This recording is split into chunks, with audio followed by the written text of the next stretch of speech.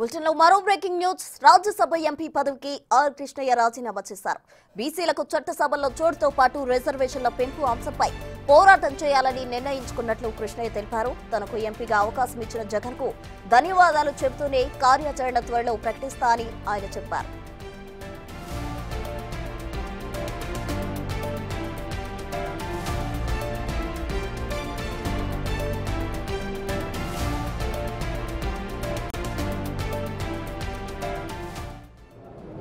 Hostel పెట్టాలి, గురుకులాలు పెట్టాలి, ఫీజు రియంబర్స్ పెట్టాలి, ప్రతి ఒక్కరికి స్కాలర్షిప్ ఇవ్వాలి, లోకల్ బాడీ రిజర్వేషన్లు పెట్టాలి, విద్యా ఉద్యోగాల రిజర్వేషన్లు పెట్టాలి, పెంచాలి అని అనేక సమస్యల మీద, ప్రస్తుత సమస్యల మీద, భవిష్యత్తులో వచ్చే సమస్యల మీద పోరాటాలు చేస్తున్నాం.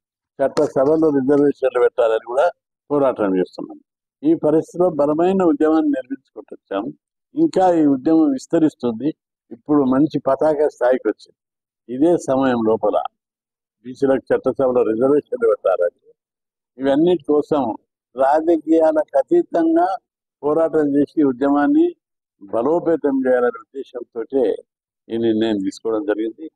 నన్ను రాజకీయ కోణంలో చూస్తున్నాయి అంటే ఒక బీసీ నాయకుడు ఆయన వైఎస్ఆర్సీపీ ఆయన మాట వినొద్దని పెద్దలు కొందరు కింది అధికారులకు కింది నాయకులకు ఆదేశాలు ఇస్తుంది.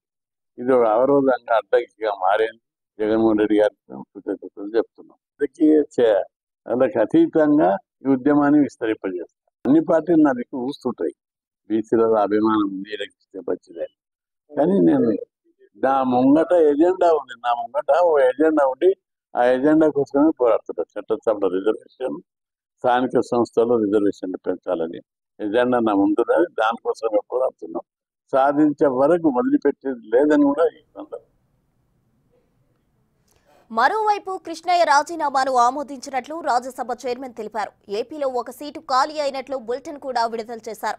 కృష్ణయ్య రాజీనామాతో ఏపీలో మొత్తం 3 స్థానాలు ఖాళీ అయ్యాయి. ఈ 3 సీట్లు టీడీపీకి దక్కబోతున్నాయి.